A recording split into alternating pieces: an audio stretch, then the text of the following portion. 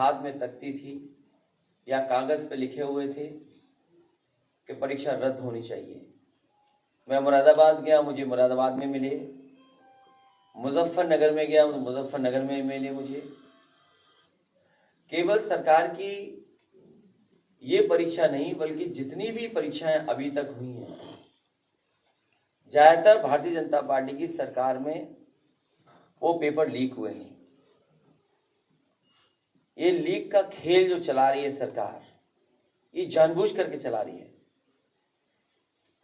इनकी नियत नहीं है कि गरीब परिवार का बेटा नौकरी पा जाए, क्योंकि भारतीय जनता पार्टी के लोग ये बात जानते हैं कि गरीब परिवार के बच्चे को नौकरी रोजगार मिल जाने से उसके घर परिवार की आर्थिक स्थिति बेहतर होती है।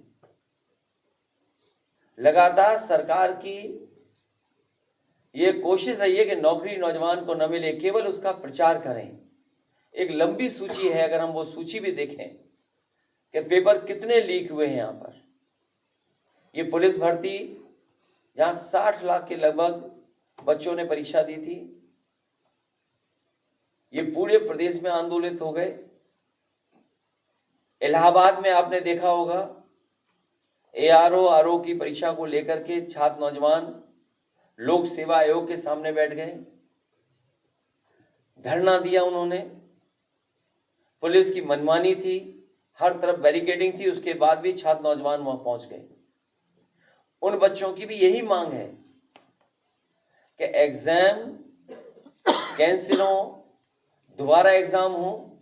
आखिरकार सरकार ये कर क्यों रही है? बच्चों से फॉर्म के पैसे जमा करा लेना, अपने लोगों को खुश करने के लिए वो सेंटर्स बना देना, ये सरकार की तैयारी रहती है कि अपने लोगों को ऑब्लाइज कर देना। और इसी खेल में सरकार के पेपर लीक हो रहे हैं, और कोई पहली बार पेपर लीक नहीं है। 2017 में दरोगा भर्ती लीक हुई, पेपर उसका। 2018 में UPPCL का पेपर लीक हुआ। UPSSC का लोअर सब ऑर्डिनेट, उसका पेपर लीक हुआ। ट्यूबवेल ऑपरेटर का पेपर लीक हुआ।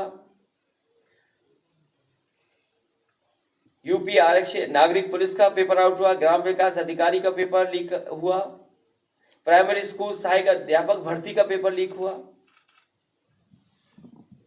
इनके यूपी TT का, फॉरेस्ट गार्ड का, TGT PGT में धांधली हुई, वो आरोप लगे। लेखपाल भर्ती में पेपर लीक हुआ। और जो लोग ये दावा कर रहे थे कि जाने कितनी बड़ी नौकरी कितनी बड़ी परीक्षा होने जा रही है, और सब इंतजाम है, सब तैयारी है, केवल पेपर लीक का खेल नहीं है। पेपर लीक के खेल के साथ साथ किससे जांच करानी, ये भी खेल है। जांच कौन करेगा, ये भी खेल चल रहा है। और वो सरकार जो कहती रही कि जीरो टॉलरेंस करप्शन में, zero tolerance law and order में, इतने पेपर लीक हो जाने के बाद जीरो टॉलरेंस क्या जीरो नहीं हो गई? जीरो टॉलरेंस ही जीरो हो गई। और नौजवान बड़े पैमाने पे निराश है, उसके सपनों को तोड़ा है। वो जो तैयारी कर रहा था, मेहनत कर रहा था, उसकी मेहनत पे पानी फेर दिया, और निराशा है उसके अंदर। जो उसका सपना था वर्दी पहनने का, वो वर्दी पहनने का छीन लिया। केवल पुलिस भर्ती नहीं, अगर हम और भर्तियां भी देखें जो सेंट्रल की होनी थी, उसमें भी भेदभाव उत्तर प्रदेश के साथ हो रहा है और देश के साथ हो रहा है। यहां बहुत सारे साथी होंगे, उनकी जानकारी होगी कि एक साल में बड़े पैमाने पर फौज की भर्ती हुआ करती थी, पैरामिलिट्री फोर्स की भर्ती हुआ करती थी। अग्निवीर जैसी टेम्परेरी भर्ती कभी कोई नौजवान स्वीकार नहीं कर सकता है। मजबूरी में जरूर जा रहा है वो, लेकिन नौकरी स्वीकार नहीं कर सकता। उसका सपना होता है कि वर्दी पहने और देश की सीमा पर रक्षा में खड़ा हो जाए, जा करके देश की रक्षा करे वर्दी पहन करके। और अग्निवीर भी जानबूझ करके बीजेपी ने सोच समझ करके पूरा डेटा को एनालाइज करके कि इसमें कहां के बच्चे नौकरी पाते हैं। फौज की भर्ती में जो पहले भर्ती होती थी उसमें सबसे ज्यादा गांव के बच्चे नौकरी पाते थे। इन्होंने डेटा निकलवाया, एनालिसिस की, उन्होंने देखा कि जिस परिवार का भी बच्चा नौकरी पा जाता है वो परिवार खुशहाल हो जाता है और उसकी आर्थिक स्थिति बेहतर हो जाती है। इसलिए जानबूझ करके इन्होंने वो भर्ती रोक दी और हमारे ग्रामीण बच्चों को अग्निवीर जैसी व्यवस्था में मजबूरी में गरीबी के बहाने उन्हें जाना पड़ रहा है। कोई दुनिया में गरीबी को एक्सप्लॉइट नहीं करता होगा और वो भी अपने सीमा की रक्षा के लिए एक्सप्लॉइट कर रहे हो।